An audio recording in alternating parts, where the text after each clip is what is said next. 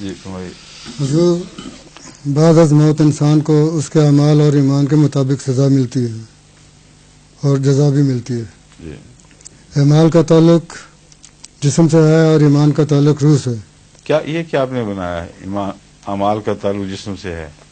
بعد از موت انسان کو اس کے اعمال اور ایمان کے اعمال مطابق صالحہ جو ہیں یہ وہ خالی جسم سے ہو ہی نہیں سکتے جب تک دل نہ شامل ہو. انما الاعمال بالنیات ہے. یہ نیت تو بدن نہیں ہے، یہ نیت تو روح اور روح کا فیصلہ ہے. تو اس لیے یہ آپ کا دعوی غلط ہے، یعنی غلط فہمی سے کیا گیا ہے یہ کہ اعمال تو بدنی چیز ہے اور باقی چیزیں روحانی ہیں. کوئی تفریق ایسی نہیں. یہ ہر عمل میں نیت لازم ہے، اور اگر نیت نہ ہو تو عمل ہے ہی نہیں، وہ کل عدم ہے. اگر کوئی نیت نہ ہو تو پاگل پن ہے نا. پھر تو جسم اس طرح گھوم رہا ہے جس طرح کسی چیز میں جان نہیں، شعور نہیں.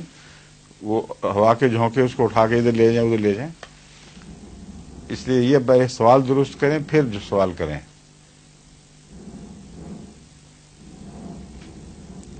ظہور